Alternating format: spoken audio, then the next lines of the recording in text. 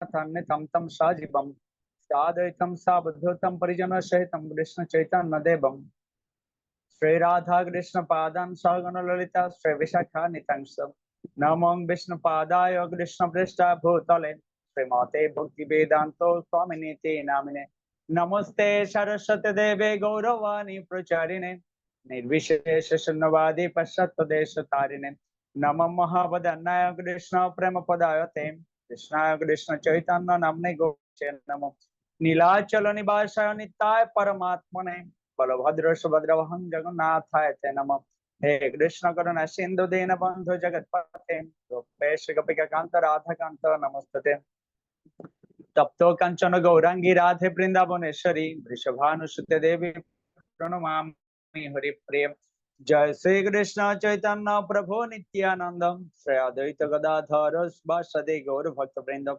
हरे कृष्ण कृष्ण कृष्ण हरे हरे हरे राम राम राम हरे हरे ओम नमो भगवते वासुदेवाय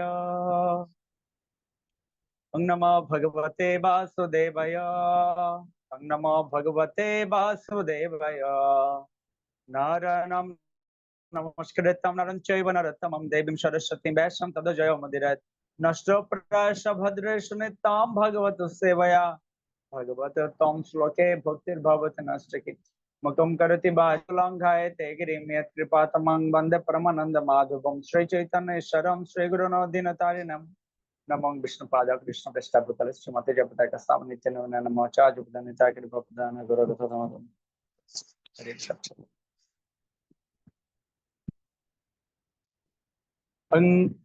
আমরা প্রথম শ্লোক উচ্চারণ করি নবম অধ্যায় প্রথম শ্লোক ভগবান শ্রীকৃষ্ণের উপস্থিতিতে ভীষ্মদেবের প্রয়াণ শ্লোক নম্বর 1 শ্রুতবাচ ইতি ভীত প্রজাদ্রোহাৎ সর্বধর্ম বিবিশয়া তত বিনশনম প্রজ্ঞাত यत्र देवव्रत अपतत् অনুবাদ শ্রী সুত গোস্বামী বললেন কুরুক্ষেত্রের রণাঙ্গনে বহু প্রজা করার জন্য ভীত হয়ে যুধিষ্ঠির মহারাজ অতঃপর ধর্মতত্ত্ব জানার জন্য সেই যুদ্ধক্ষেত্রে গমন করলেন সেখানে ভীষ্মদেব সরসজ্জায় শায়িত হয়ে মৃত্যুর প্রতীক্ষা করছিলেন হরে কৃষ্ণ কৃষ্ণ কৃষ্ণ হরে হরে হরে রাম রাম রাম হরে হরে তাৎপর্য করেছেন ইসকনের প্রতিষ্ঠাতা আচার্য শ্রী অভয় চরণারবিন্দ ভক্তিবেদান্ত স্বয়ং প্রভুপাদ শ্রীল প্রভুপাদ কি যায় এই নবম অধ্যায়ে ভগবান শ্রীকৃষ্ণের ইচ্ছা অনুসারে ভীষ্মদেব মহারাজ যুধিষ্ঠিরকে ধর্ম সম্বন্ধে উপদেশ দিবেন এই মর্তলোক থেকে তার প্রয়াণের সময় ভীষ্মদেব পরমেশ্বর ভগবানের উদ্দেশ্যে তার অন্তিম প্রার্থনাও নিবেদন করবেন এবং এইভাবে তিনি জড়জগতের সমস্ত বন্ধন থেকে মুক্ত হয়ে যাবেন ভীষ্মদেব বরপ্রাপ্ত হয়েছিলেন যে তিনি ইচ্ছা মৃত্যু বরণ করতে সক্ষম হবেন এবং তার এই সরসজ্জায় স্বয়ং তার নিজের ইচ্ছা অনুসারেই হয়েছিল মহান যোদ্ধার এই প্রয়াণ তৎকালীন সমস্ত শ্রেষ্ঠ আকর্ষণ করেছিল এবং তারা সকলে সেই মহাত্মার প্রতি তাদের প্রেম শ্রদ্ধা এবং স্নেহ প্রদর্শন করবার জন্য সেখানে সমবেত হয়েছিলেন হরে কৃষ্ণ কৃষ্ণ কৃষ্ণ হরে হরে হরে রাম রাম রাম হরে হরে তো এই হচ্ছে আমাদের প্রথম শ্লোক আজকের এই অধ্যায় আমরা যাত্রা শুরু করলাম চলবে অনেকদিন যাবত তো শ্রীপাদ শুভনিদায় প্রভু জয়েন করেছেন আমাদের সৌভাগ্য কিন্তু প্রভু জানি না শব্দ করছেন কিনা সাউন্ড এখানে অফ দেখাচ্ছে আমরা প্রভুর কাছে প্রণাম এবং আশীর্বাদ ভিক্ষা চাইছি সেই সাথে আমরা চেষ্টা করছি ভগবত ভক্তি সম্বন্ধে কিছু বিষয় আপনাদেরকে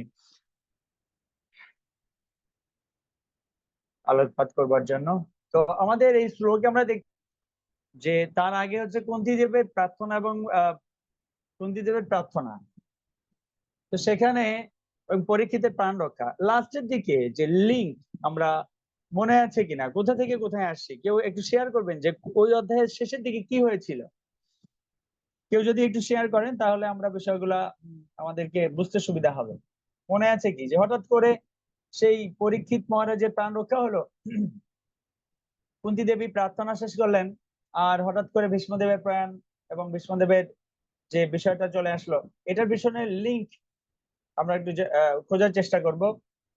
তো আগের ক্লাসে আমরা কি শিখেছি, কি মনে আছে কেউ যদি একটু বলেন? হরে কৃষ্ণ।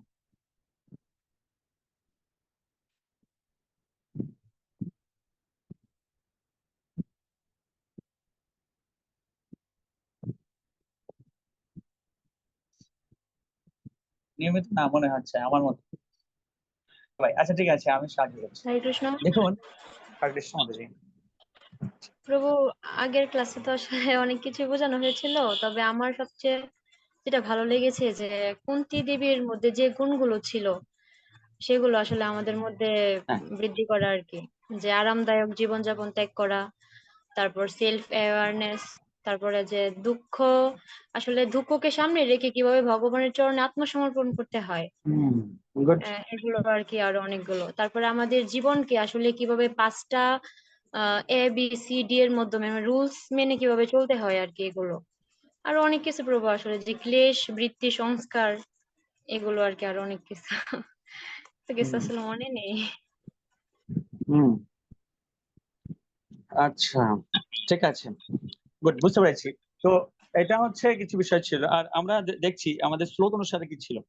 আমরা দেখতে পেলাম যে সে এই কুন্তী দেবীর প্রার্থনা করে গোবিন্দকে যে বিষয়টা যে জানিয়েছিলেন, গোবিন্দের নিকট প্রার্থনা নিবেদন করেছিলেন এবং গোবিন্দের মহিমা বর্ণনা করেছিলেন। তো এটা শুনে গোবিন্দ কি করেছিলেন, তিনি হস্তিনাপুর ত্যাগ করে জাস্ট যুধিষ্ঠির মহারাজ বা অন্যান্যদের সঙ্গে বিদায় নিয়ে উনি দ্বারকার উদ্দেশ্যে চলে যাবেন, এরকম একটা প্রস্তুতি নিচ্ছিলেন। এর মধ্যে বিদায় নিচ্ছিলেন মূলত।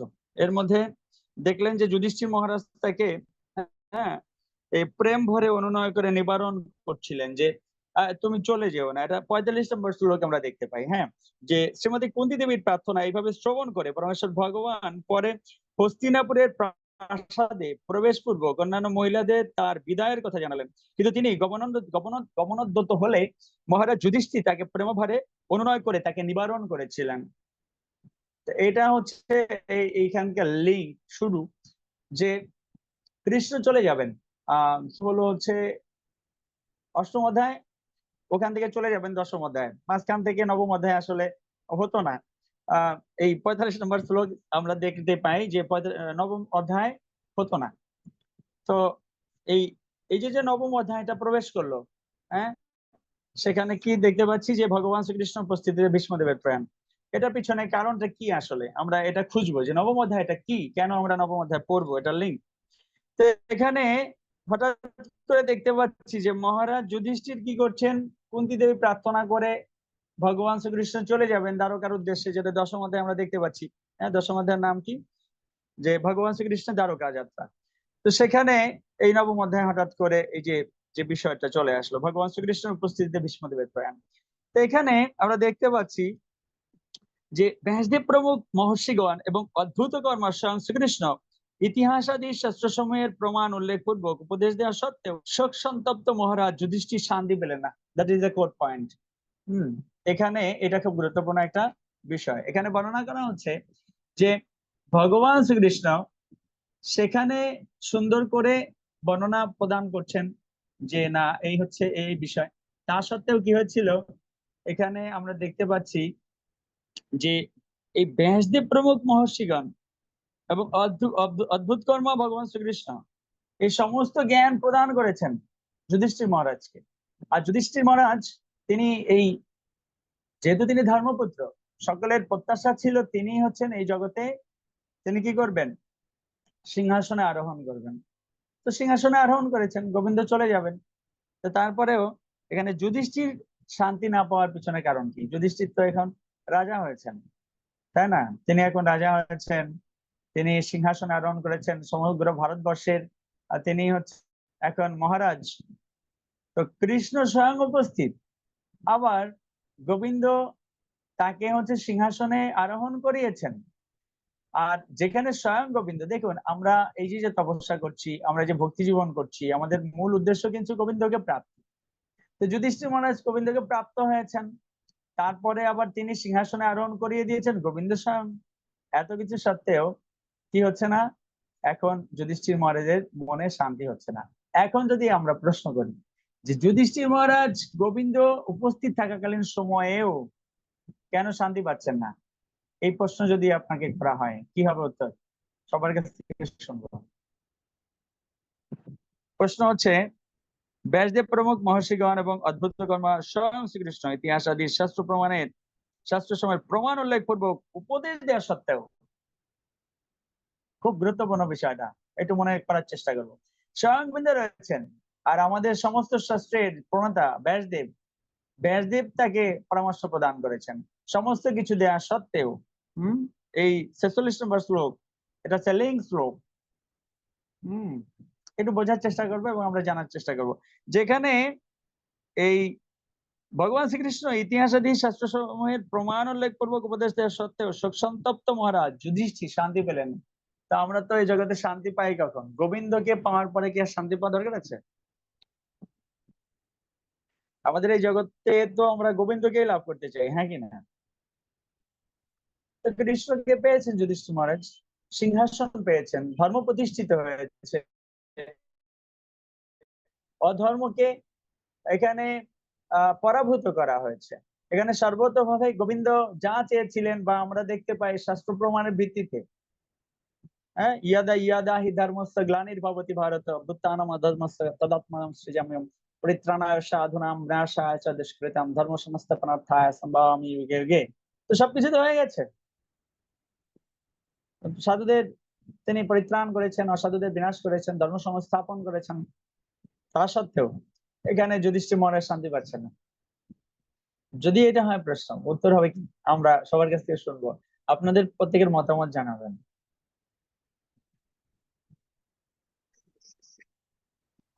হরে কৃষ্ণ, প্রণাম প্রভু। হরে কৃষ্ণ। হরে কৃষ্ণ। চলে যাচ্ছি হরে কৃষ্ণ, আগের প্রণাম। নবম অধ্যায়, তার আগের এটা খুব গুরুত্বপূর্ণ একটা বিষয়। তো প্লিজ। প্রভু এখানে যুধিষ্ঠির ছিলেন, অনেক লক্ষ লক্ষ লোক হত্যা করা হয়েছিল। হরে কৃষ্ণ প্রভু, আমার কথা শোনা যায় প্রভু? হ্যাঁ, গুড গুড, হ্যাঁ শোনা যাচ্ছে, একদম সুন্দর শোনা যাচ্ছে এবং দারুণ পয়েন্ট বলেছেন। লক্ষ লক্ষ মানুষকে হত্যা করা হয়েছে, সুন্দর পয়েন্ট। আর কেউ বলবেন?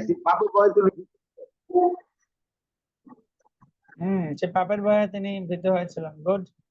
আর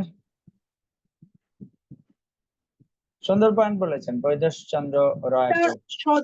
আর কেউ বলবেন? তার স্বজনদেরকে হত্যা করেছিলেন, অনেক স্ত্রী তার স্বামী এবং পুত্র হারিয়েছিলেন। আচ্ছা, গুড। আর সুন্দর সুন্দর পয়েন্ট আসতেছে। আর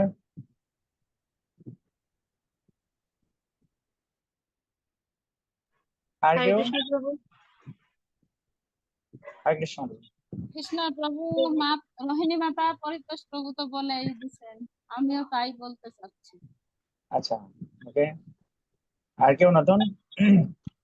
হরে কৃষ্ণ প্রভু, প্রণাম। হ্যাঁ, প্রণাম। প্রভু আসলে পরিতোষ প্রভু তো বলেই দিছে। আরেকটা মানে আমার ব্যক্তিগত অভিমত হতে পারে যে হয়তোবা ওনার যে ভ্রাতারা ছিল, যে 100 জন কৌরব, হয়তোবা ওনাদের মানে ওনাদের আত্মীয় স্বজন ছাড়া ওনাকে যে রাজ্য ভোগ করতে হবে সেটার জন্য হয়তোবা উনি মানে কষ্ট গুড, পাচ্ছেন। That is another good point. Okay, সুন্দর। আর কেউ?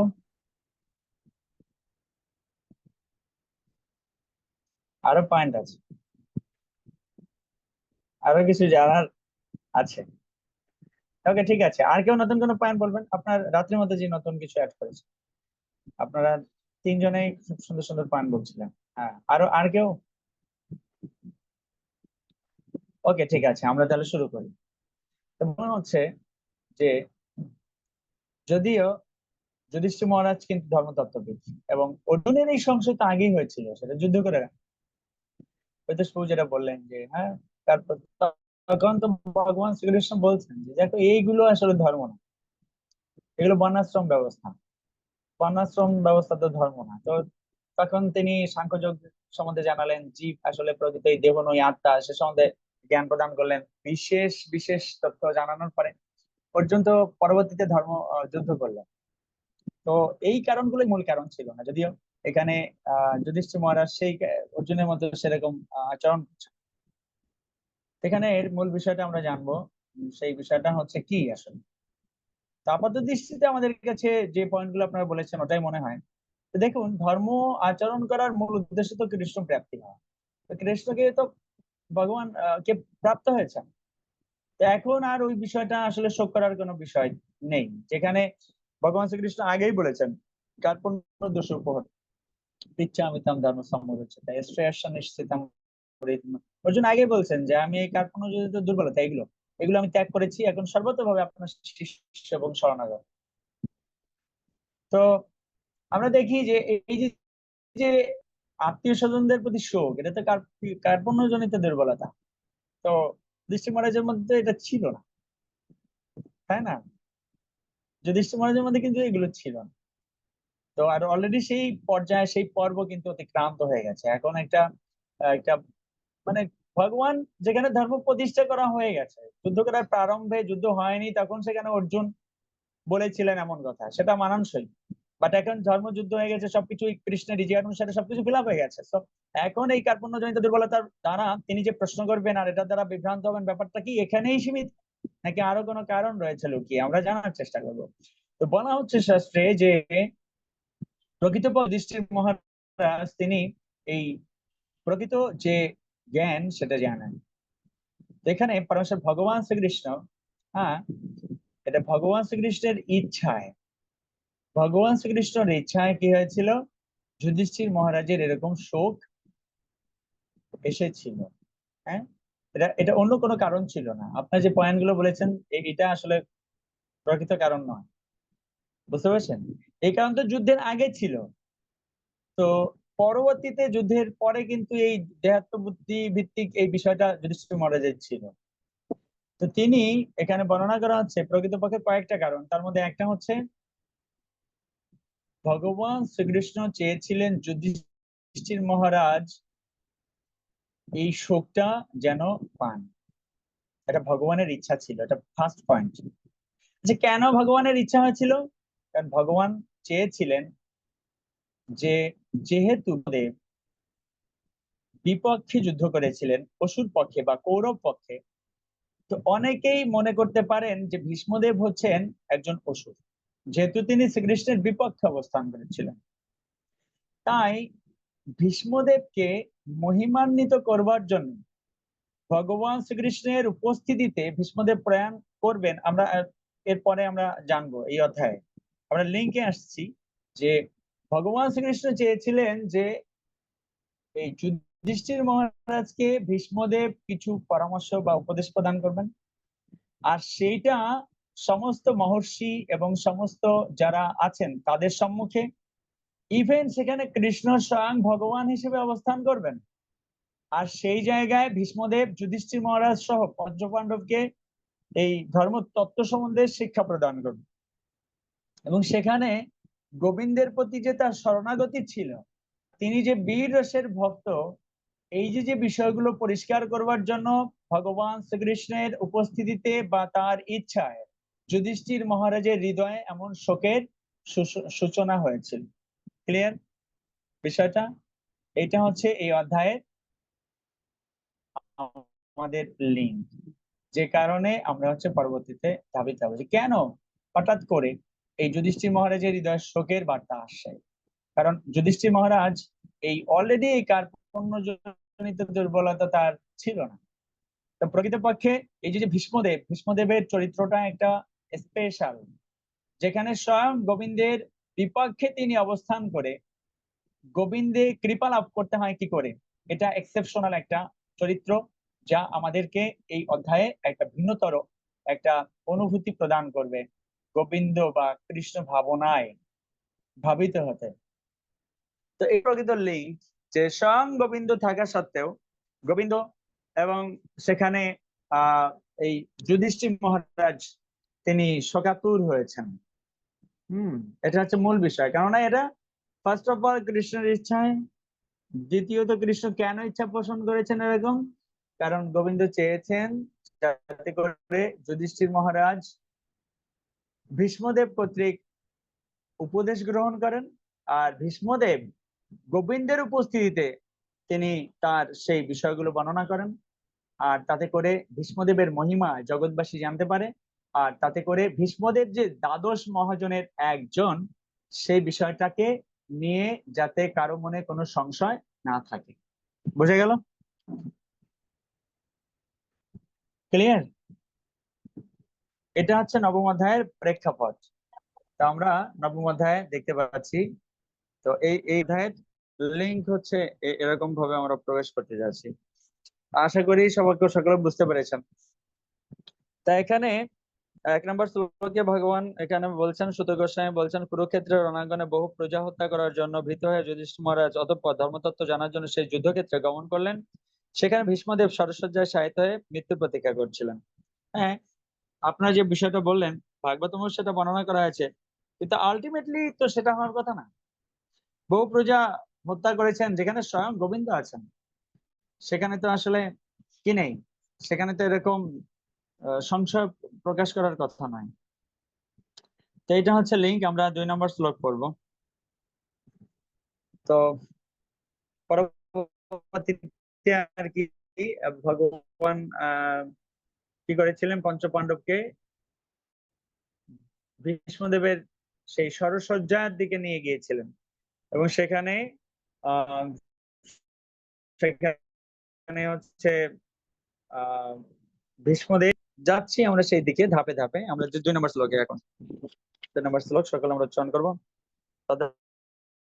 তদা তে ভ্রাতর সর্বে সদর্শৈ স্বর্ণভূষিতৈ অন্নগচ্ছেন রথর বিপ্রা ব্যাস ধম্মাদয়স্তথা। অনুবাদ: সেই সময়ে তার সমস্ত ভ্রাতারা স্বর্ণ অলঙ্কারে সজ্জিত উত্তম অশ্বদের চালিত অত্যন্ত সুন্দর সুন্দর রথে আরোহণ করে তার অনুগমন করলেন। তাদের সঙ্গে ব্যাসদেব, পাণ্ডবদের প্রধান পুরোহিত ধম্মের মতো ঋষিরা এবং অন্যান্যরা ছিলেন। হরে কৃষ্ণ কৃষ্ণ কৃষ্ণ হরে হরে, হরে রাম রাম রাম হরে হরে। তো এখানে আমরা দেখতে পাচ্ছি যে সেই ভীষ্মদেব কি করছেন, সরসজ্জায় রয়েছেন। যুধিষ্ঠির মহারাজ পঞ্চ পাণ্ডবদের একদম স্বর্ণ অলঙ্কারে সজ্জিত উত্তম অশ্বদের চালিত করে সুন্দর রথে আরোহণ করে যাচ্ছিলেন। তো আমরা পড়ি 3 নম্বর শ্লোক। ভগবানপি বিপ্রশে রথেন সধনঞ্জয় সতর্ব্যরচত নৃপ কুবের ইব গুজ্জকৈ। অনুবাদ: হে বিপ্রসী, পরমেশ্বর ভগবান শ্রীকৃষ্ণ অর্জুনের সঙ্গে একটি রথে চড়ে তাদের অনুগমন করলেন। এইভাবে যুধিষ্ঠির মহারাজকে অত্যন্ত আভিজাত্য সম্পন্ন বলে মনে হতে লাগলো, ঠিক যেমন কুবেরকে গুজ্জগাদির সঙ্গে পরিবৃত্ত অবস্থায় মনে হয়। তাৎপর্য করেছেন স্কনের প্রতিষ্ঠাতা শ্রীল প্রভুপাদ কি জয়। তাৎপর্য প্রমাণ একজন কে পড়বেন? আগে যে বলবেন তিনি পড়বেন। হরে কৃষ্ণ প্রভু, পাঠ করি। হ্যাঁ, শিওর।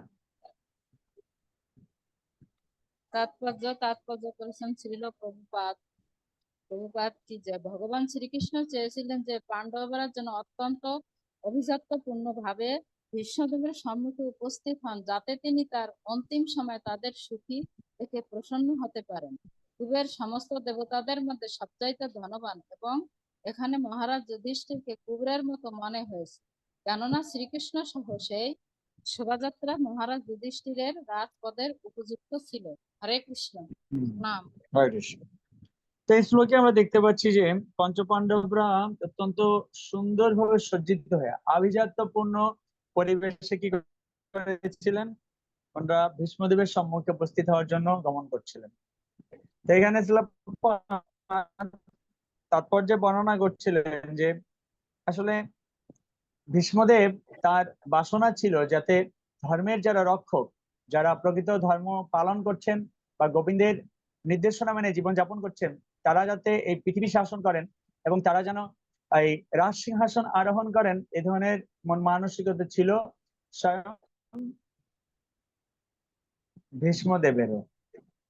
যদিও তিনি সর্বক্ষণ দেখেছেন তারা সাধারণ প্রজা হিসেবে এই পৃথিবীতে অবস্থান করেছেন, কৃষ্ণ ভক্তি অনুশীলন করেছেন, তা সত্ত্বেও গোবিন্দ চেয়েছিলেন যে না, ভীষ্মদেবের যে প্রত্যাশা, যেটা সারা জীবন তিনি পুষে রেখেছিলেন, যেন এই পঞ্চপাণ্ডবগণ এই হস্তিনাপুরের রাজ্য পরিচালনা করেন।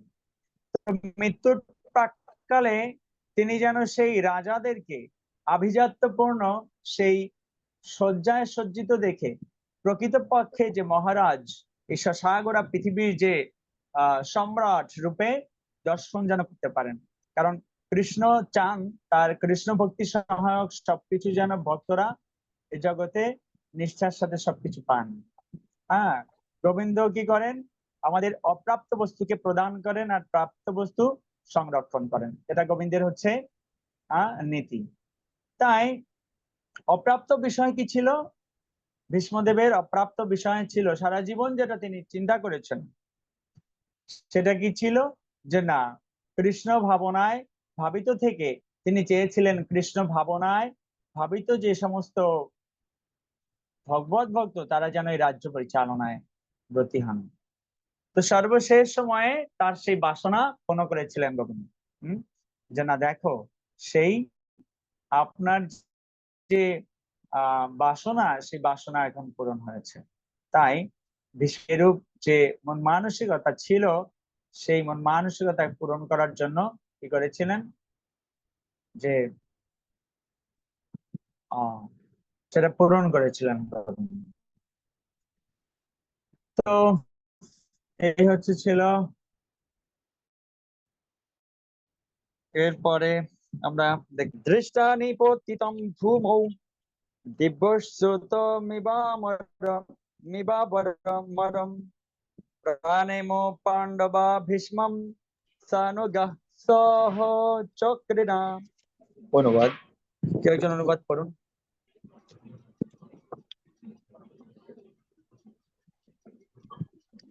অন্য আরেকজন অনুবাদ।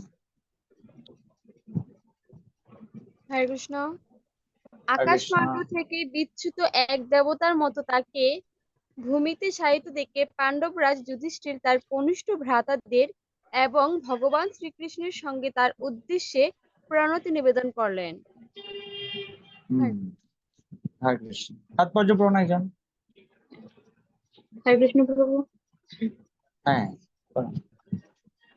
তাৎপর্য করেছেন শ্রীল প্রভুপাদ। শ্রীল প্রভুপাদ কি জয়। শ্রীকৃষ্ণ ছিলেন মহারাজ যুধিষ্ঠিরের কনিষ্ঠ ভ্রাতা এবং অর্জুনের অন্তরঙ্গা সখা, কিন্তু পাণ্ডব পরিবারের সকলেই শ্রীকৃষ্ণকে পরমেশ্বর ভগবান বলে জানতেন। ভগবানও তার পরমেশ্বরত্ব সম্বন্ধে সচেতন থাকা সত্ত্বেও সর্বদা একজন মানুষের মতো আচরণ করতেন, এবং তাই তিনিও মহারাজ যুধিষ্ঠিরের একজন কনিষ্ঠ ভ্রাতার মতো মৃত্যু পথযাত্রী ভীষ্মদেবের সম্মুখে প্রণত হয়েছিলেন। হরে কৃষ্ণ। হরে কৃষ্ণ।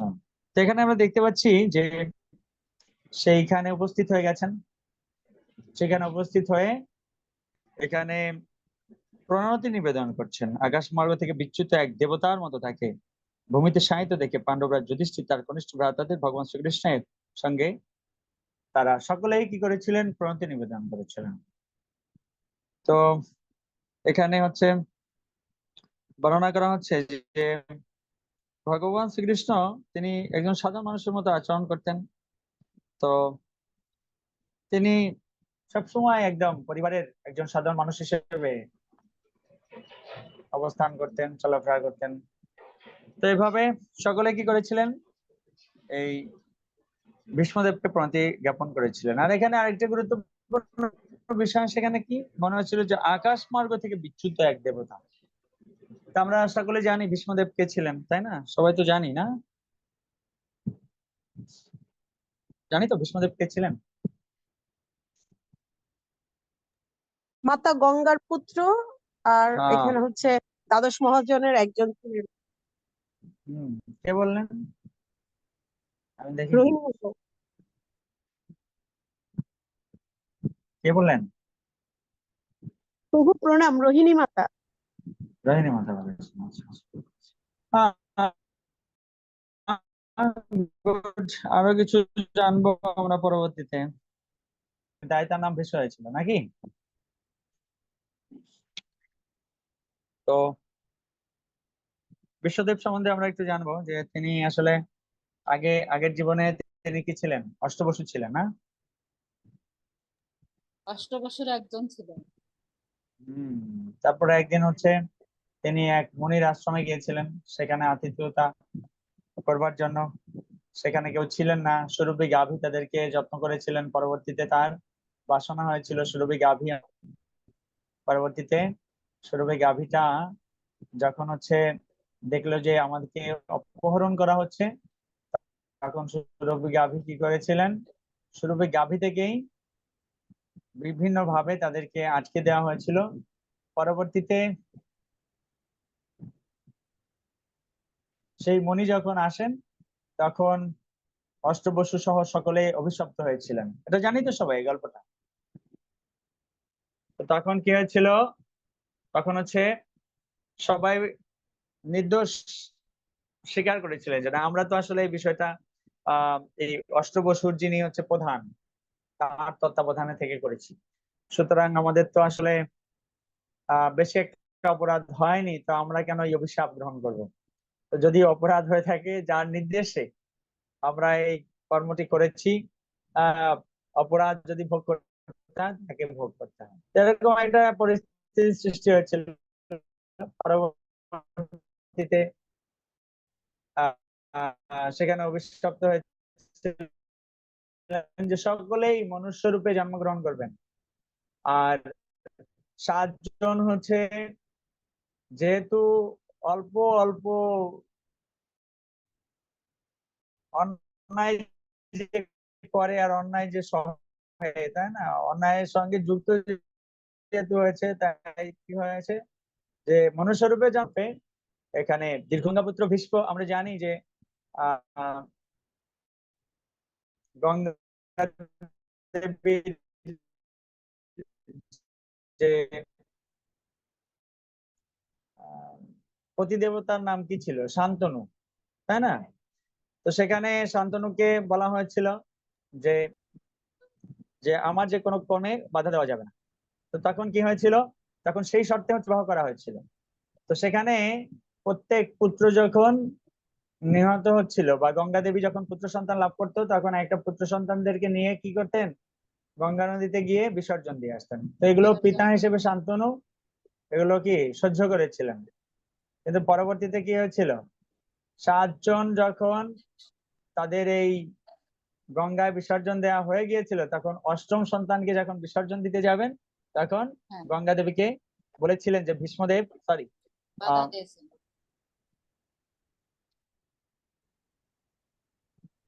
নামটা মনে হয় ভুল হচ্ছে। গঙ্গা দেবীর অধিদেবতার নাম কি শান্তনু? শান্তনু হ্যাঁ শান্তনু শান্তনু বাজার আপনারা কি হরে কৃষ্ণ। শান্তনু? হ্যাঁ, ওকে ওকে, হ্যাঁ শান্তনু। তো পরবর্তীতে কি হয়েছিল? যেখানে পতিদেবতা এখানে দিচ্ছেন, তো এখানে আরেকটা বিষয় এখানে পরিষ্কার করে বলা হচ্ছে যে ওদিকে প্রতিজ্ঞা রক্ষা কি, যে আমার কোনো কাজে হচ্ছে বাধা দেওয়া যাবে না। তো সেখানে বাধা দেননি, কিন্তু যেহেতু বাধা দিয়েছেন, তখন তিনি কি করেছিলেন? তিনি সংসার ত্যাগ করে চলে গিয়েছিলেন যে না, যেহেতু আপনি আমার কর্মে বাধা দিয়েছেন, তাই আমি আর থাকবো না। চলে গিয়েছিলেন গঙ্গা দেবী। আর পরবর্তীতে কি হয়েছিল? পরবর্তীতে যেহেতু পতিদেবতা তিনাকে বলেছেন যে হ্যাঁ তুমি কি করছো, তাই তিনি ওই 8ম পুত্রকে তিনি গঙ্গা জলে বিসর্জন দিয়েছিলেন না। তো এই হচ্ছে আমাদের ভীষ্মদেব, যিনি হচ্ছে ছোটবেলায় প্রচন্ড ভাবে খুবই দক্ষ এবং মেধাবী ছিলেন এবং অত্যন্ত সুদর্শন এবং খুব বীর পুরুষ ছিলেন। তো কোনো না কোনো কারণে শান্তনু যখন আবার একটা বিষয়ে আহ আবারও পানি গ্রহণ করেছিলেন, তখন একটা প্রতিজ্ঞা করেছিলেন, সেই থেকে তার নাম হয়েছিল ভীষ্ম। ভীষণ প্রতিজ্ঞা করবার ফলে, এটা আমরা মোটামুটি সবাই জানি। তো সেই ভীষ্মদেব, যিনি প্রকৃতপক্ষে একজন দেবতাই, তাই সেখানে এখানে বর্ণনা করা হচ্ছে যে তাকে দেখতে মনে হচ্ছিল যে ঠিক দেবতার মতো, আসলে তো তিনি দেবতাই। তো গোবিন্দের বিশেষ কৃপা লাভ করে তিনি হচ্ছেন এই জগতে বিশেষ কারণে গোবিন্দের অন্তরঙ্গা একটা ভক্ত রূপে তিনি জগতে প্রকাটিত হয়েছিলেন। যদিও আপাত দৃষ্টিতে আমাদের কাছে মনে হয় যে ভীষ্মদেব কি এমন করলেন যে তিনি গোবিন্দের কৃপা লাভ করলেন। মৃত্যুর সময় আমরা দেখবো ভীষ্মদেবের প্রার্থনাগুলো কত গুরুত্বপূর্ণ, এবং পরবর্তীতে সেই ভীষ্মদেব বলবেন বিভিন্ন বিষয়। তা আমরা মোটামুটি আজকে এই শ্লোকগুলোতে আমরা দেখতে পাচ্ছি, এখানে বলছেন যে তিনি আসলে দেখতে একদম কেমন, তাকে একদম আকাশ মার্গ থেকে বিচ্যুত এক দেবতার মতো তাকে ভূমিতে শায়িত দেখে। আসলে ভীষ্মদেব গোবিন্দের এতই কারণ ছিলেন যে তিনি গোবিন্দের সঙ্গে লীলা করবার জন্য জগতে প্রকাশিত হয়েছিলেন। যদিও সেই আশীর্বাদটা ওইখানে প্রাপ্ত হয়েছিলেন সেটা গোবিন্দের কৃপায়, গোবিন্দের কৃপা লাভ করবার জন্য আশীর্বাদ, অভিশাপ তিনি লাভ করেছিলেন। প্রকৃতপক্ষে গোবিন্দের সান্নিধ্যে গোবিন্দের কৃপা লাভ করবার জন্য জগতে তার কি হয়েছিল, আগমন ঘটেছিল। তো এই আমাদের 4 নম্বর শ্লোকে প্রকৃতপক্ষে তিনি একজন দেবতাই ছিলেন। তো তাকে সকলে কি করলেন, প্রণতি নিবেদন করছিলেন। আর 5 নম্বরটা পড়ি, 5 নম্বরটা শ্লোকটা আমরা পড়ি। তত্র ব্রহ্মর্ষয় সর্বে দেবর্ষয়স্য সত্তম রাজর্ষয়স্য তত্রাসন দস্রম ভরত পুঙ্গবম। অনুবাদ একজন পড়ুন, অনুবাদ যারা পড়েছেন তারা নয়, ওনারা হরে একজন কৃষ্ণ। অনুবাদ করুন। প্রণাম প্রভু। ভরত মহারাজের বংশধরদের করুন না। মধ্যে যিনি ছিলেন প্রধান, সেই বিশ্বদেবকে দর্শন করার জন্য ব্রহ্মাণ্ডের সমস্ত মহাত্মরা অর্থাৎ সত্যগুণে স্থিত দেবর্ষি, ব্রহ্মর্ষি এবং রাজর্ষিরা সেখানে সমবেত হয়েছিলেন। হরে কৃষ্ণ। তাৎপর্য পান আরেকজন। হরে কৃষ্ণ প্রভু। হরে কৃষ্ণ। প্রণাম প্রভু। প্রণাম। তাৎপর্য বলছেন ঋষি হচ্ছেন তারা যারা পরমার্থিক উপলব্ধির মাধ্যমে সিদ্ধি লাভ করেছেন। এই প্রকার পরমার্থিক উপলব্ধি রাজা অথবা ভিক্ষুক নির্বিশেষে সকলেই লাভ করতে পারে।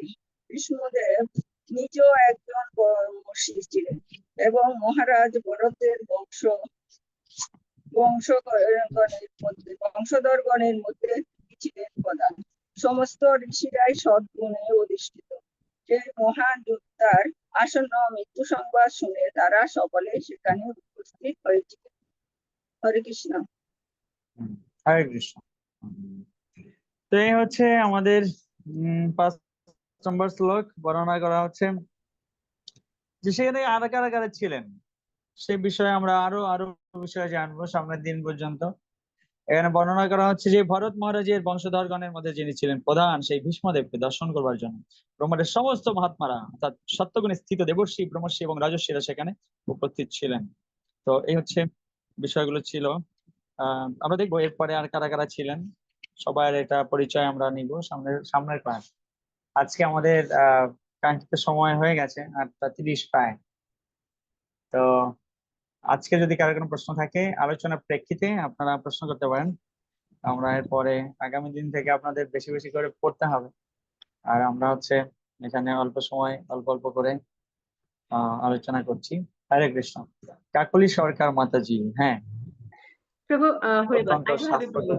কোয়েশ্চেন যেটা হচ্ছে যে দ্বাদশ মহাজনের একজন ভীষ্মদেব, আমার আরেকটু ইলাবোরেট ব্যাখ্যা দরকার। আমি প্রশ্নটা গত ক্লাসেও করেছিলাম ভক্তি শাস্ত্রী কোর্সে নন্দপুত্র প্রভুতে, বাট আরেকটু ইলাবোরেট অ্যান্সারটা কিভাবে দরকার, যেখানে শ্রীকৃষ্ণ হিউম্যানিটি প্রদর্শন করার জন্য কুরুক্ষেত্র যুদ্ধ ঘটিয়েছেন। তার একমাত্র উদ্দেশ্য ছিল সমস্ত ভারতের রাজন্যবর্গের ভিতরে যুদ্ধ ঘটানো, যেটা পরবর্তীতে হোল ওয়ার্ল্ডে একটা উদাহরণ হয়ে থাকবে যে জীবন জাতির জন্য জীবনটা কিরকম হতে পারে। তো একটাবার উনি ভীষ্মদেবকে যখন উপদেশ দিয়েছিলেন তখন উনি বলেছিলেন যুদ্ধের পূর্বে যে সমস্ত কর্মকাণ্ড চেঞ্জ হতে পারতো যদি এই যুদ্ধই না হতো, যদি আপনি মাতৃ আজ্ঞাকে পূর্ণরূপ না করতেন। সেক্ষেত্রে উনি যে মাতার সাথে যে প্রতিজ্ঞাটা করেছিলেন সেটাকে উনি একদমই জিরো লেভেলে দেখিয়েছিলেন। একটা আমি মহাভারতের ইয়াটা দেখেছিলাম, সেখানে যে উনি মাতার সাথে যে প্রতিজ্ঞাটা ছিল সেই প্রতিজ্ঞাটা পূর্ণরূপে পালন না করলেও হতো। আমি হয়তো বুঝাতে পারি, শব্দগুলো রাইট ওয়ার্ড গুলো পাচ্ছি না। তো এখানে আরেকটা জিনিস হচ্ছে কাশীরাজের কন্যাদের উনি যখন গ্রহণ করলেন, অম্বালিকা, অম্বিকা, সেক্ষেত্রে তার যেটা ছিল যে উনি কিন্তু রাইট ওয়েতে তাদেরকে গ্রহণ করেনি, সেটা করেছিলেন ধৃতরাষ্ট্রের জন্য এবং পাণ্ডুদের জন্য। So this is kind of uncivilised activities, যে একজনের জন্য প্রতিজ্ঞার জন্য রাজ্যের অনেকগুলো ক্ষতি হতে পারে মাতৃ আজ্ঞা প্রদর্শন করার জন্য, পিতার ইমোশনকে প্রাধান্য দেওয়ার জন্য, যেটা শ্রীকৃষ্ণ একটা পর্যায়ে উদাহরণ দিয়েছে যে এটা দরকারই ছিল না মাতৃ আজ্ঞাকে আপনার এভাবে পালন করা। সেকেন্ড ইম্পর্টেন্ট থিং ছিল দ্রৌপদীর বস্ত্রহরণের সময় নীরব থাকা। থার্ড ইমপ্লিমেন্টেশন ছিল যেটা কাশীরাজের কন্যাদেরকে তিনি যেভাবে ছলনা করে গ্রহণ করেছিলেন। এই তিনটা আনসিভিলাইজ, একটাকে আনসিভিলাইজড ধরবো না আমি, একটা সে মাতৃস্নেহে করেছে, দুটো আনসিভিলাইজড ওয়ার্ড ছিল। তাহলে আর কি বিশেষ ব্যাখ্যা হতে পারে যেখানে দ্বাদশ মহাজন হিসেবে তাদেরকে গ্রহণ করব? আরেকটু কাইন্ডলি বিশেষ ব্যাখ্যা দিন। আমি আমি আমার কাছে মনে হয় যে ঠিক আছে, উনি ব্রহ্মচর্য পালন করেছেন, দ্যাটস অ্যানাদার থিং। গঙ্গাপুত্র উনি শুদ্ধতা ক্যারি করেছেন, নারীর প্রতি কখনো কুদৃষ্টি করেননি, সমাজের মঙ্গল চেয়েছেন, কিন্তু উনি কর্তব্যকর্ম করতে গিয়ে এই যে একটা ইনহিউম্যানিটেরিয়ান অ্যাক্টিভিটিস আর দুটো আনসিভিলাইজড অ্যাক্টিভিটিস, সেটা কিভাবে ধর্মে এতটা বড় স্ট্রংলি প্রতিবিম্বিত হলো, শাস্ত্রের এই তাৎপর্যটা কি, অচিন্ত ভেদাভেদ তত্ত্ব।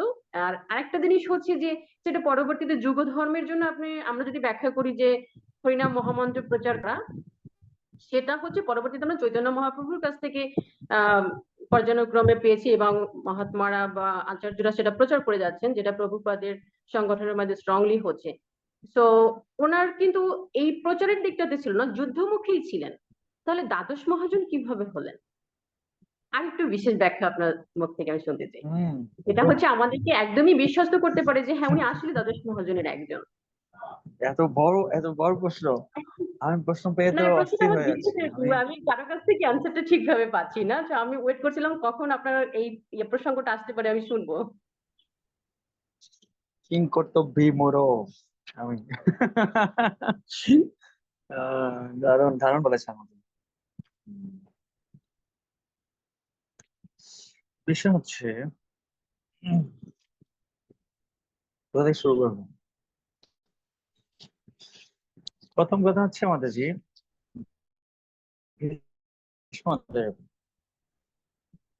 প্রতিজ্ঞা করেছে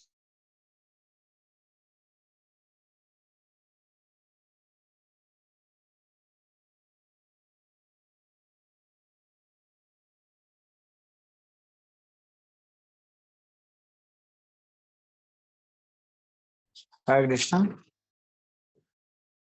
আমরা কি আছি সবাই? হ্যালো, হরে কৃষ্ণ।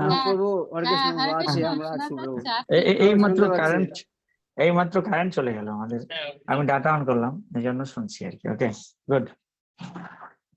তো প্রথম কথা হচ্ছে মাতাজি যে ভীষ্মদেব তিনি প্রতিজ্ঞা করেছেন, আর সে প্রতিজ্ঞা রক্ষা করেছেন। এ কারণে তার আমাদের সনাতন ধর্মের একটা ভিত্তি হচ্ছে প্রতিজ্ঞা করা এবং প্রতিজ্ঞা রক্ষা করা। তাই ভীষ্মদেব জীবনের যে কোনো পরিস্থিতিতেই আসুক না কেন, যেটাকে আপনি সিভিলাইজড বলেন আনসিভিলাইজড বলেন, যে কোনো পরিস্থিতিতে প্রতিজ্ঞা করে সেটাকে রক্ষা করা ধর্মের একটা কর্তব্য। আর ভীষ্মদেব সেটা পালন করেছিলেন, যে ধর্ম রক্ষা করবার জন্য তার এই প্রতিজ্ঞা থেকে বিন্দু মাত্র তিনি সরে যাননি। তো যেহেতু তার এই প্রতিজ্ঞা করার মূল উদ্দেশ্য শুধু যে বিবাহ করব না এজন্য নয়, বিবাহ করব না এটা যেমন ব্রহ্মচর্য পালন করব, পাশাপাশি সর্বদা কৌরব পক্ষের পক্ষে তিনি একজন আদর্শ ব্যক্তি রূপে সর্বতভাবে তাদেরকে সুরক্ষা প্রদান করবার জন্য তিনি হচ্ছে প্রতিজ্ঞা করেছিলেন। প্রতিজ্ঞা শুধু এক কারণে নয়, ব্রহ্মচর্য জীবনে পালন করবেন যাতে করে তার পিতার যে পরবর্তী যে পানি গ্রহণ করবেন তারা যেন নিরুৎসাহ না পান, যাতে করে যে না আমার এই বংশ থেকে অন্য ব্যক্তিদের আবির্ভাব ঘটবে, তারা রাজ্যাভিষেক করবে, আর পরবর্তী যে কন্যাগণ যাদেরকে বিবাহ করা হবে পুত্রগণ রাজ্য থেকে বঞ্চিত হবেন। তাই তিনি সত্য সরাসরি প্রকাশ করেছিলেন যে আমি বিবাহ করব না, পাশাপাশি আমি যে বিবাহ করব না তাতে করে যে আমি রাজ্যের পক্ষে সুরক্ষা প্রদান করব না তা নয়, বীর হিসেবে আমার কর্তব্য যতদিন পর্যন্ত আমার শরীরে রক্ত আছে যে কোনো পরিস্থিতি হোক না কেন আমি সর্বতভাবে রাজ্যের সুরক্ষা প্রদান করব। তো এইটা হচ্ছে তৎকালীন সময়ের প্রতিজ্ঞা। পরবর্তীতে এই যে অম্বালিকার যে কাশীরাজের কন্যাদের গ্রহণ করা, সেটা একটা পরিস্থিতির সৃষ্টি হয়েছিল। সেটা কি যে না তৎকালীন সময়ে ওরকম বীরত্ব কারো ছিল না, আর উনি সেই বীরত্ব প্রদর্শন করে তাদেরকে ভাইদের জন্য সেই কন্যাদেরকে নিয়ে এসেছিলেন। কিন্তু সেই পরিস্থিতিটা আগেই বিবেচনা ছিল না। আগে বিবেচনা ছিল যে এই হস্তিনাপুরের রাজ্য পরিচালনা করবার জন্য যতটুকু আমার সুরক্ষা দেওয়ার প্রয়োজন আমি সেটা প্রদান করব। তো সেই প্রতিজ্ঞা রক্ষা করার প্রেক্ষাপটে তিনি কি করেছিলেন, সেই অম্বিকাকে, তিনজন ছিলেন, দুজন তো মোটামুটি মেনে নিয়েছিলেন, একজন তো সর্বশেষ, তাকে হত্যা করার জন্য পর্যন্ত পরবর্তী দেহে তিনি শিখণ্ডী রূপে জন্মগ্রহণ করেছেন। তা সত্ত্বেও তিনি তার প্রতিজ্ঞা থেকে বিচ্যুত হন। এটা একটা বিষয়। আর শুধুমাত্র তিনি যে এই যে ব্রহ্মচর্য পালন করেছিলেন, তিনি ভীষ্ম প্রতিজ্ঞা করেছিলেন, আর তিনি যে এই কৌরবদেরকে যে কোনো পরিস্থিতিতে সুরক্ষা প্রদান করেছিলেন। ইভেন কৃষ্ণ যখন স্বয়ং তাদের পক্ষে ছিলেন তখনও তিনি তাদের পক্ষে যুদ্ধ করেছেন, ভগবান শ্রীকৃষ্ণের বিপক্ষে। এই জন্য এই চরিত্রটা হচ্ছে কন্ট্রাডিক্টরি।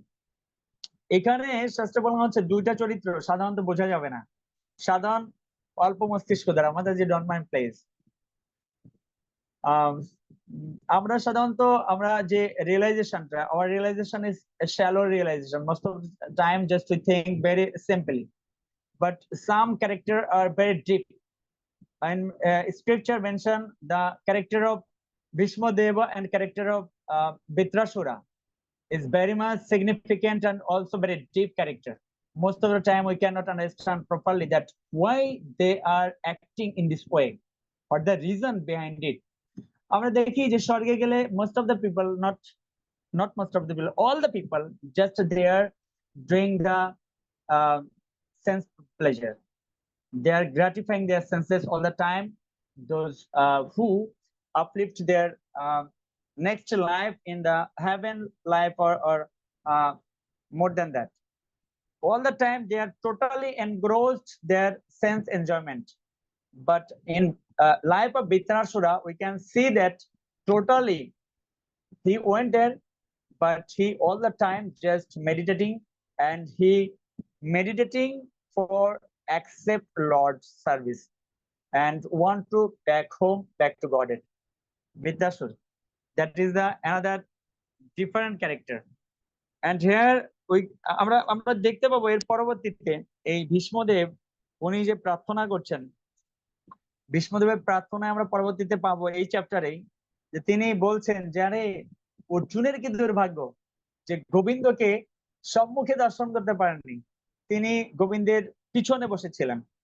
আর আমি এত সৌভাগ্যবান যে আমি গোবিন্দকে সব সময় দর্শন করেছি। কেমন রূপে তা বর্ণনা করা হচ্ছে কি, যে গোবিন্দ যখন ঘর্মাক্ত হয়েছেন, তার এই ধূসর বর্ণের যে ধুলা, সেই ধুলা ঘর্মাক্তে এই মুখমণ্ডলে লেপটে গেছে, আর সেটা সূর্যের আভা পড়েছে মুখমণ্ডলে, আর গোবিন্দের এই মুখ মানে সৌরভ মানে মুখ উজ্জ্বল, এত এত সুন্দর লাগছে। এরকম করে আমরা পরবর্তীতে জানবো।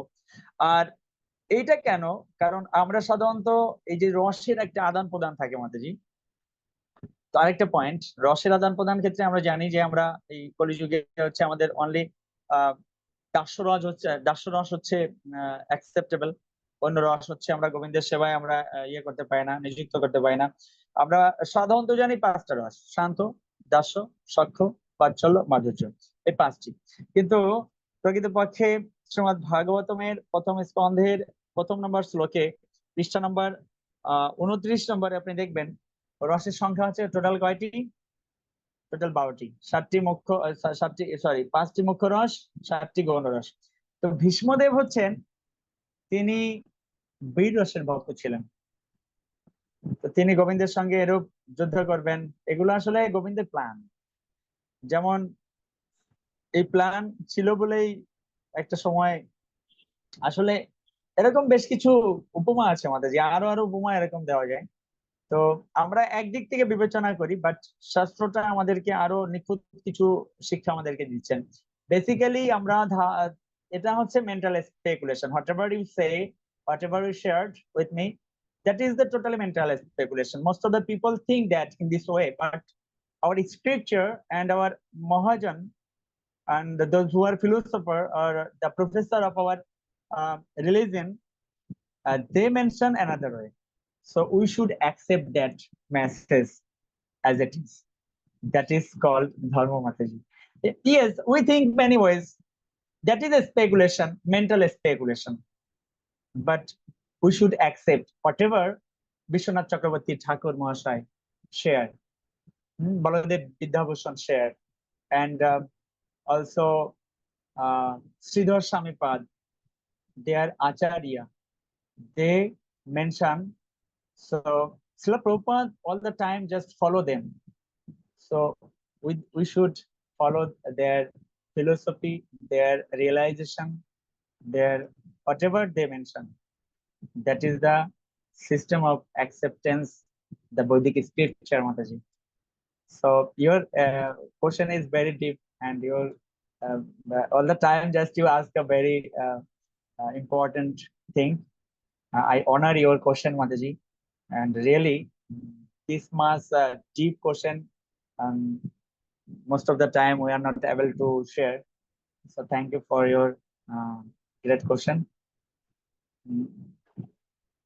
Hare Krishna Mataji. তো কাকলি মাতাজি, আপনি কি কিছুটা বুঝতে পেরেছেন কিনা আমার? হ্যাঁ প্রভু, বুঝতে পেরেছি, বাট ওনার প্রতিজ্ঞা রাখা, ওনার ধর্মকে প্রতিষ্ঠিত করা, সবকিছুতে উনি কেন নারীকে ব্যবহার করেছেন? উনি অন্য পন্থা পারতেন। আমার কোশ্চেন, উনি একজন দ্বাদশ মহাজনের একজন হলেন, আমরা এখনো বিশ্ব ব্রত করে দিচ্ছি, আমি নিজেও ধর্মজীবনে একটা ব্রত, বাট নারীকে কেন ব্যবহার করলেন? আমি ওই যে ভীষ্মদেবের প্রয়াণ নিতাই চৈতন্য মাতাজির একটা লেকচারে শুনছিলাম যে এখানে ওই শ্রী চৈতন্য মহাপ্রভু যেরকম উনি পারতেন যে এই কলিযুগে মানে আরো ব্যাপকভাবে প্রচার করতে, কিন্তু তারপরে ওনার সেনাপতি ভক্ত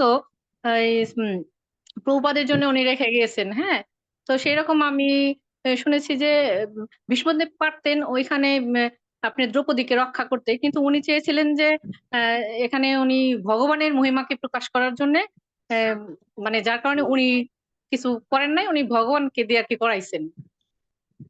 আসলে মূল বিষয়টা হচ্ছে, হ্যাঁ মাতাজি, এটা একটা পয়েন্ট। আর প্রকৃতপক্ষে কৃষ্ণ ওই সময়ে আসলে যা কিছু সবকিছুতে গোবিন্দেই আমাদেরকে দিয়ে পাচ্ছেন। তো ওই সময় যারা অ্যাক্টর ছিলেন তারা totally dependent on Lord Krishna. তো গোবিন্দের ইচ্ছাই তারা হচ্ছে এই বিষয়গুলোকে এই পর্যায়ে নিয়ে গিয়েছেন। আর এটা উপন্যাসের মতো হয়েছে যা আমরা মনে রাখতে পারি, আর এটাই লীলা, আর এটাই আমরা মনে রাখতে পারি। এটা চমকপ্রদ হয়েছে, এ কারণে আমাদের এটা শুনতে ভালো লাগে। আর এটাই হচ্ছে আমাদের উপন্যাসের মূল লক্ষ্য বা শাস্ত্রের মূল লক্ষ্য, যে ভগবানের লীলাগুলো আমরা এইভাবে শ্রবণ করব, এগুলো নিয়ে আলোচনা করব, আর আলটিমেটলি আমরা ভক্তি লাভ করব, আর এই ভক্তির মাধ্যমে ভগবত ধামে ফিরে যাব। কেমন? তো ঠিক আছে, সবাইকে অনেক ধন্যবাদ। এটা আমার ক্ষুদ্র উপলব্ধি। আজকে মনে হয় প্রশ্ন। প্রভু হরে কৃষ্ণ। প্রভু হরে আমার কৃষ্ণ। একটু ছিল যে দ্বাদশ মহাজন বলতে যে উনাদেরকে বোঝায় না যারা হচ্ছেন ভগবান সম্পর্কে জানেন, যেমন জনক পূর্ণরূপে মহারাজ, জানেন। বলি মহারাজ, হ্যাঁ, এই যে হ্যাঁ, 12 জন হচ্ছেন ভগবান সম্পর্কে মানে কিঞ্চিত পূর্ণরূপে হলেও জানেন। জানেন, বাকিরা হচ্ছে না না না আমরা না জানি না না। না না না, কিঞ্চিত হলেও না, ওনারা শাস্ত্র সম্বন্ধে, ভগবান সম্বন্ধে পূর্ণরূপে জানেন। ও পূর্ণরূপে জানেন, আচ্ছা। আরো আরো বিষয় আমরা বলবো, আজকে সবেমাত্র শুরু হলো, এই চ্যাপ্টারটা যাবে এগুলো নিয়ে। ধন্যবাদ সবাইকে এত সুন্দর প্রশ্ন করবার জন্য। আজকে রাত্রির মধ্যে যে আজকে, আচ্ছা বলুন আরেকটা প্রশ্ন। হরে কৃষ্ণ প্রভু, তাহলে বৃহস্পতিবারের ক্লাস ওই দিন করবো, সমস্যা নেই। হ্যাঁ মাতাজি, প্রশ্নটা বলেন, সংক্ষেপে উত্তর দিও তাহলে। আচ্ছা প্রভু, যে এখানে আসলে বলা হয়েছে যে কৃষ্ণের মানে কি বলবো, যে সবকিছু কৃষ্ণের প্ল্যান মতো হয়েছিল, তাহলে কৃষ্ণ কি প্রভু এখানে দেখা যায় অর্জুন, যুধিষ্ঠির, যে পঞ্চপাণ্ডব, ওনাদের সাথে কি পক্ষপাতিত্ব করেননি? মানে এটা তো এরকম হতে পারতো যে ঠিক আছে দুর্যোধন এরকম করছে, হ্যাঁ মানে ওনাকে কিছু একটা দিয়ে হারিয়ে তারপরে দেখা যায় ওনাদের এত বিজয় লাভ করতে পারতো যে পঞ্চপাণ্ডবদের। তাহলে এত কিছু আসলে মানে কি জন্য? যদিও বা এটা রসায়নের জন্য, তো উনি কি আসলে রসাস্বাদনের সাথে জন্য পক্ষপাতিত্ব আরো করেননি? অনেক। ভগবান আসলে অল্প সময় এত এত কর্ম সম্পাদন করেছেন যে আমরা আসলে ওইভাবে উপলব্ধি করতে পারি না। তো গোবিন্দ তো একটা একটা লীলার পিছনে অনেক অনেক কারণ রয়েছে, অনেক অনেক বিষয় এখানে জড়িত রয়েছে। হ্যাঁ, সবাইকে কৃপা প্রদান করবার জন্য এবং বিশেষ রস আস্বাদন করবার জন্য, শুধু তার জন্য তা নয়, বিভিন্ন ভক্তদেরকেও বিভিন্ন ভাবে কৃপা প্রদান করেন। যাই হোক, আমরা এই তাহলে কি বিষয়ে প্রভু এক মিনিট প্রভু, তাহলে কি মানে ওনাদের সাথে কি পক্ষপাতিত্ব করা হয়নি? না, এটা যদি দেখেন, এই যে আমাদের আহ পরীক্ষিত মহারাজ সেখানে শাপগ্রস্ত হয়েছেন, পরীক্ষিত মহারাজ শাপগ্রস্ত না হলে কি আমরা ভাগবতম পেতাম আজকে? তো এখানে বিভিন্ন বিষয়গুলো আমরা একটু জানবো ভিন্ন ভাবে। আমরা সবেমাত্র শুরু করলাম, তো এখানে অনেক এক্সেপশনাল কিছু পাওয়া যাবে। আপনারা অপেক্ষা করুন, রেগুলার ক্লাসে থাকুন। আমরা আজকে একটা কারণ জানলাম যে সেখানে গোবিন্দের ইচ্ছা ছিল। আবার তিনি চেয়েছিলেন যে ভীষ্মদেবকে আহ গোবিন্দের সামনে হচ্ছে সবাইকে যাতে মহিমান্বিত করা হয়, বা এই কারণে তিনি এই বিষয়গুলো বলছেন। আমরা লেগে থাকুন সামনের এই ক্লাসগুলোতে। এই চ্যাপ্টারে অনেক অনেক শিক্ষা আছে, আমরা ভিতরের কিছু শিক্ষা আমরা জানার চেষ্টা করব। কেমন? সবাইকে অনেক ধন্যবাদ। হরে কৃষ্ণ। হরে আর কৃষ্ণ। ভীষ্মদেব ছিলেন হচ্ছেন বীর রসের ভক্ত। হ্যাঁ, বীর রসের ভক্ত। আর উনি যুদ্ধ করেই হচ্ছে গোবিন্দের কৃপা লাভ করেছিলেন, যেটা পরবর্তীতে যে ওনার প্রত্যেকটা বাণ গোবিন্দের কাছে একটা মানে অ্যাজ এ সার্ভেন্ট আমরা যে সেবা গোবিন্দের জন্য করছি, সেটা যেমন ভগবানের জন্য প্রীতিকর, অ্যাজ এ কি যে আমরা যে ইয়ে করছি শান্তরাসের ভক্ত যে ভাবে ভগবানের সাথে ভালোবাসার আদান প্রদান করছি। তারপরে হচ্ছে দাসরসে আমরা যেমন ভগবানকে সেবার মাধ্যমে গোবিন্দের কৃপা লাভ করছি, গোবিন্দ তাতে সন্তুষ্ট হচ্ছেন। তারপরে হচ্ছে সখ্যরসে যেমন গোবিন্দ কি করেছিলেন যে বন্ধুদের সঙ্গে যে আমি তোমাকে কোলে নিয়েছি, এখন তুমি আমাকে কোলে নেবে, আমি তোমাকে কাঁধে নিচ্ছি, তুমি আমাকে কাঁধে নিবে। হ্যাঁ, এরকম যে মানে সন্তানকে যেমন নন্দ মহারাজের জুতা মাথায় নিয়ে গোবিন্দ এসেছিলেন, এরকম প্রত্যেকটা এসে রাধারানী বা হচ্ছে সখীদের সঙ্গে গোবিন্দ যেমন প্রেম রস বিতরণ করে যে আনন্দ পেয়েছিলেন, ঠিক যুধিষ্ঠির মহারাজ ভীষ্মদেব প্রত্যেকটা বাণ নিক্ষেপ করে গোবিন্দকে সেই আনন্দ প্রদান করেছিলেন, এবং গোবিন্দ সেই একই স্বাদ লাভ করেছিলেন।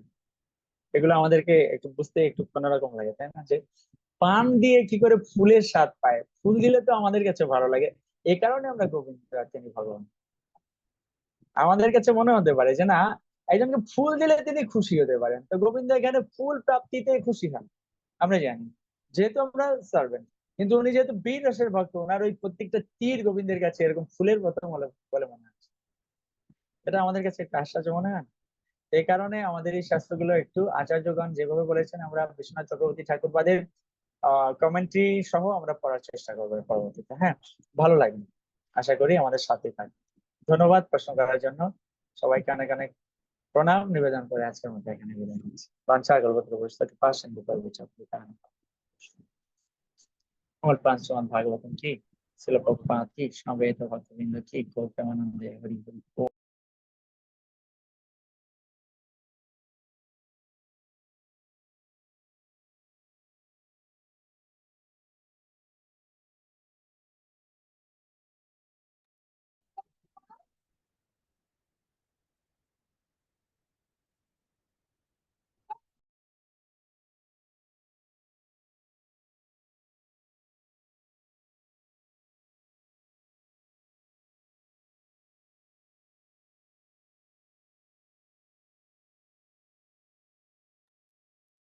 হ্যালো, হরে কৃষ্ণ।